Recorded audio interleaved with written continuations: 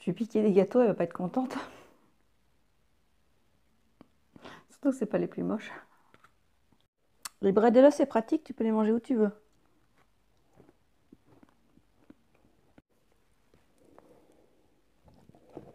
Quand tu veux, je te dis.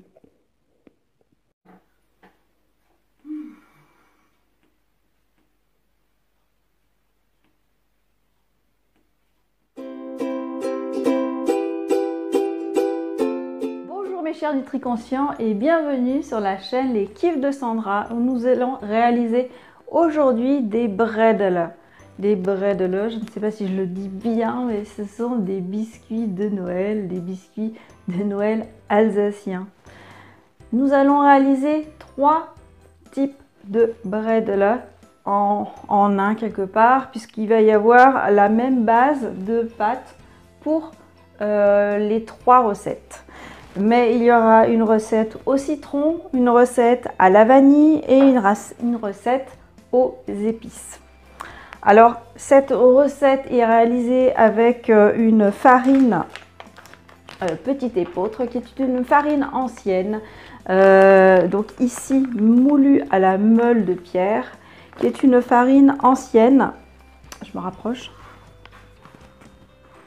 Voilà, une farine ancienne qui contient en fait moins de gluten, que les farines classiques.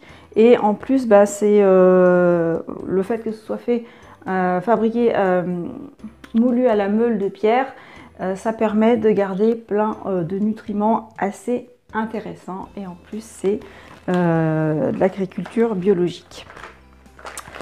Sous la description, je vous mettrai la recette aussi pour réaliser ces bredela sans gluten et sans lactose, puisque vous avez l'habitude sur cette chaîne que je vous partage des recettes comme ceci. Donc ne vous inquiétez pas, vous pourrez la réaliser avec ou sans gluten et lactose, il n'y a aucun souci.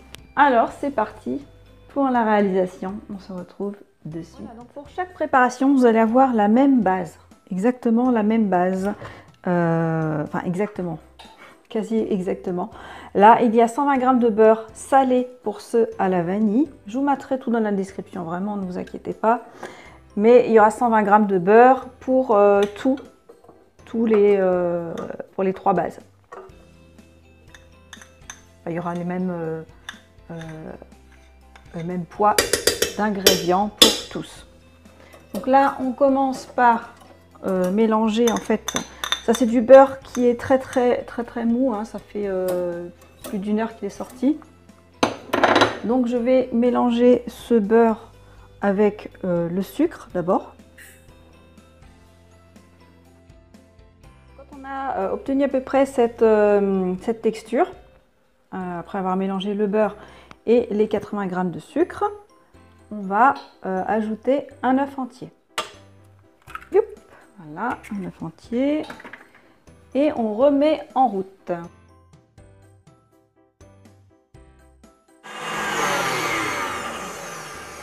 J'arrête le truc pour vous parler. Bon, maintenant, on va rajouter tout ce qui est sec. Produit sec, on va rajouter il y a 200 g de farine de petite épeautre. Et on va rajouter un petit peu de bicarbonate de sodium et de la vanille, l'extrait de vanille. C'est parti.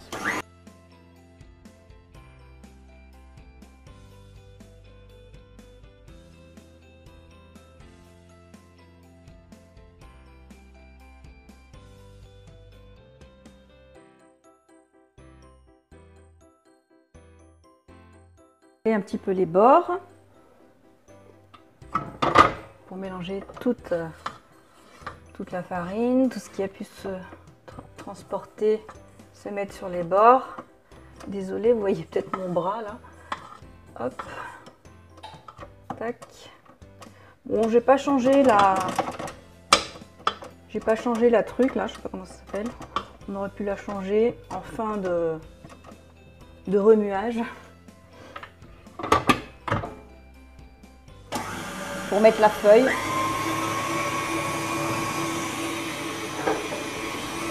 Pour mettre la feuille comme ça, bon, Ça fera un truc en moins à laver.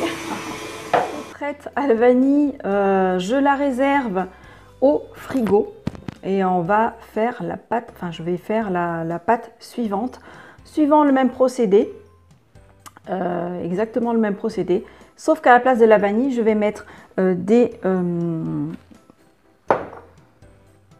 la place de la vanille, je vais mettre des zestes de citron.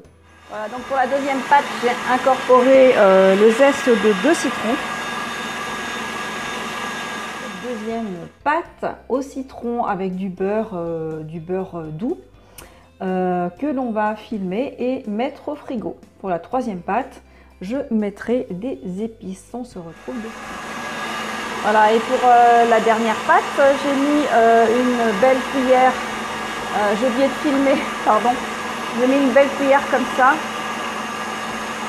une belle cuillère à dessert de mélange 4 épices. Après 1h30, 2 heures minimum de réfrigération de la pâte. Si vous laissez 2h30, c'est pas gênant. Maintenant, on va fariner son plan de travail. Bon, c'est pas tout à fait comme dans les émissions Le meilleur pâtissier où ça fait toujours un très très joli effet. Voilà, bon bah c'est l'effet Sandra. Je sais pas faire un truc, un effet bœuf. C'est ok, ça me va aussi. Allez, on va étaler cette pâte à tarte sur le plan de travail. On va l'abaisser comme on dit. Avec un rouleau à pâtisserie, évidemment.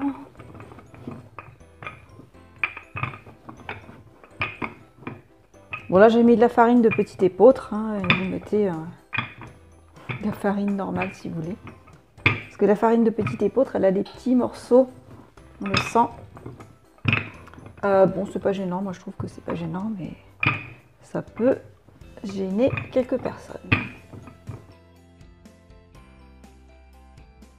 Porte-piécer tout ça, donc pour cette pâte à la vanille, saveur vanille et beurre salé, j'ai pris un porte-pièce en forme de cœur. Donc je vais tous les faire en forme de cœur pour les reconnaître. Voilà, ma plaque est prête, reste plus qu'à enfourner.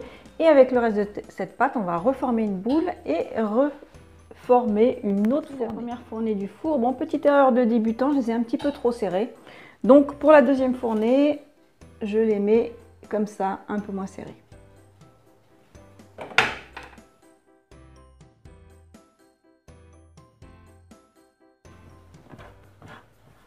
On reforme une boule et on repart jusqu'à ce qu'il n'y en ait plus. Alors au passage, t'as pas vu, mais j'en ai mangé un petit morceau. J'adore la pâte crue. Dis-moi dans les commentaires si tu aimes la pâte crue toi aussi. Je vais essayer de pas tout manger.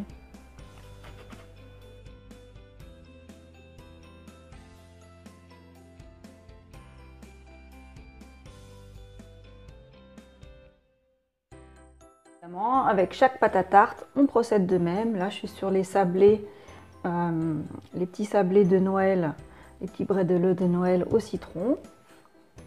Donc, on fait pareil. On enfourne 10 minutes à four à 180. Pareil. Tout pareil. Voilà. Puis quand on les sort du four, après on les étale. Moi, je les ai sortis sur la table. Les biscuits cuits afin qu'ils refroidissent parce que un petit peu plus tard, hein, quand on aura tout fini et qu'ils auront bien refroidi, on va passer au glaçage. Allez, on se retrouve un petit peu plus tard, je vais finir avec et voilà les fournées de petits sapins parce que ceux au citron, je les ai fait en forme de sapin. Et les derniers, on les fera en forme de bonhomme, je sais pas comment on dit, monsieur bonhomme, tu vois là. Ça, hop. Et j'en ai une autre à la place. C'est parti. Regarde, c'est aux épices, c'est Monsieur Bonhomme. J'espère qu'ils vont être beaux, hein, parce que là, ils sont beaux. Allez, on enfourne. Voilà, on va commencer à préparer pour le glaçage avec 2 blancs d'œufs et on verse progressivement en fait du sucre glace, tout simplement. Bon, je fais ça à peu près à l'œil.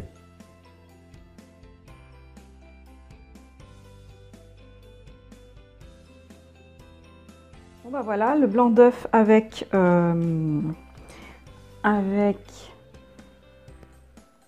le sucre glace. On va le diviser en nombre de couleurs que l'on souhaite obtenir. Alors dans celui-là, on va faire la couleur verte. J'espère que j'aurai assez de jaune. Alors on peut utiliser aussi des couleurs naturelles. Là j'ai fait de la betterave, j'ai fait un jus de betterave, mais pour le vert j'ai pas d'épinards, donc on va faire d'abord du bleu et du jaune. Et ça fait du vert. Selon la liquidité que vous voulez obtenir, vous allez rajouter un petit peu soit du jus de citron, soit de l'eau, comme vous voulez.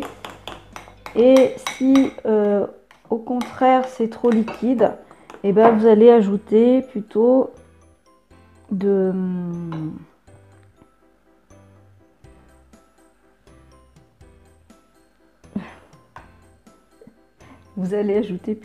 du sucre glace, pardon. J'ai eu un bug.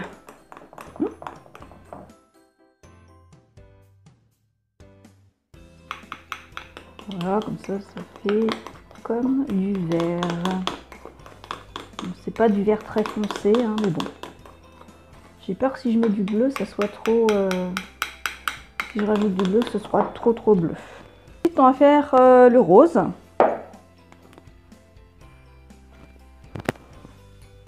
Donc, mon petit jus de betterave.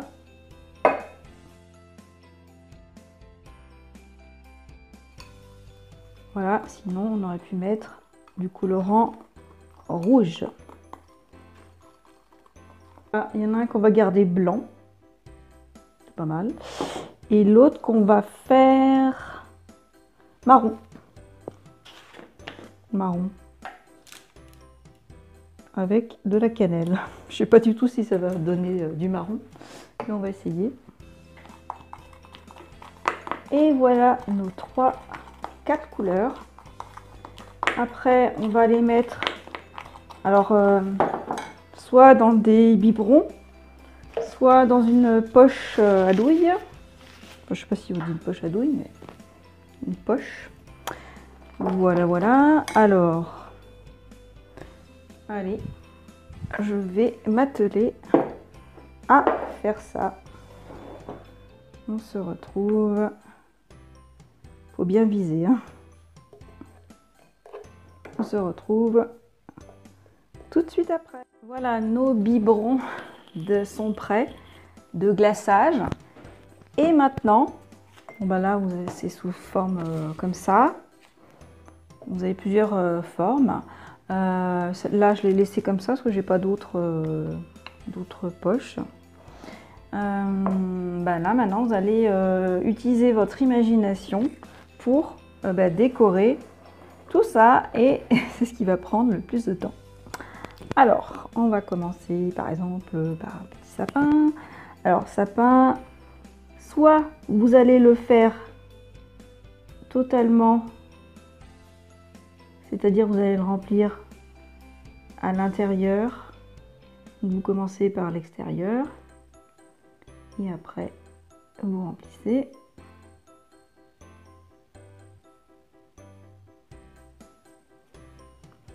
Qui va donner un truc assez sucré quand même, hein, du coup, avec du glaçage. Voilà. Hop.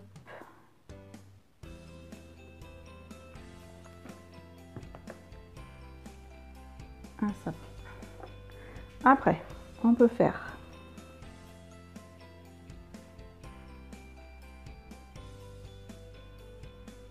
des petites choses comme ça.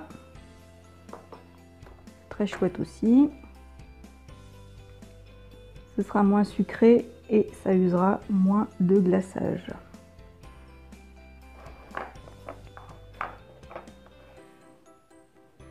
Bon, là, je vais me cantonner au sapin. On se retrouve pour la suite. En fait, il faut prendre aussi la main. Hein. Moi, je n'ai pas forcément trop l'habitude de faire comme ça. Et il faut reprendre la main. Donc, on verra ce que ça donne. À tout de suite. Voilà, tu as vu mes sapins? Bon, c'est pas fini. On pourra rajouter quelque chose selon l'inspiration. Franchement, laissez-vous inspirer de ce que vous voulez faire. Faites-vous plaisir. S'il y a des enfants, faites ça avec les enfants. Je suis sûre que ça va leur faire hyper plaisir. Voilà.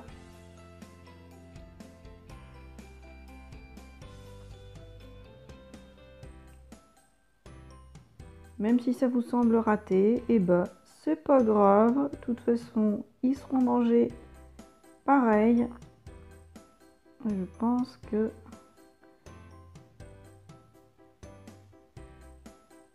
voilà, on peut toujours se rattraper. Allez, à tout de suite pour la suite. Voilà une table quasiment entière de bredel. On va les laisser sécher toute la nuit, hein, donc je ne vais pas utiliser ma table évidemment ce soir. Évidemment que j'en ai déjà mangé plusieurs.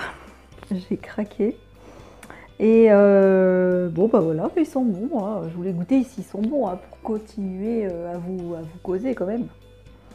Donc tout va bien, je like. Allez, à demain, bonne nuit. Nous voici rendus le lendemain, tous mes biscuits de Noël ont séché. Donc on peut les toucher et on peut surtout les ranger dans une boîte. Alors je vous ferai des photos de près. Qu'est-ce que je peux vous montrer? Bon, c'est pas l'art de l'année, hein, mais ça fait des petites choses comme ça. Voilà, comme ça, voilà, comme ça. Voilà, puis vous pouvez donc les préparer. Là, on est à peu près à 2 semaines de Noël. Hein, vous pouvez les faire jusqu'à 1 mois d'avance. Vous les présentez dans une petite boîte comme ça. Voilà, et vous la remplissez et vous les offrez à vos proches si vous voulez. Ou alors vous mangez tout comme vous voulez aussi. La semaine prochaine, je vous proposerai des bredel toujours alsaciens sans gluten, tout simplement parce qu'il n'y aura pas de farine, on n'aura pas besoin de farine, donc ça va être une recette assez simple et sympatoche aussi. Alors là, c'est pas que c'était compliqué, mais c'est que c'est long, donc il faut prévoir quand même un petit temps dans la journée, surtout si vous les faites toutes seules. Si vous les faites à plusieurs, c'est encore mieux parce que ça va plus vite. L'éco, ça va beaucoup plus vite. Voilà, j'espère que cette vidéo vous a plu. Hein. N'oubliez pas que vous pouvez les faire aussi sans gluten.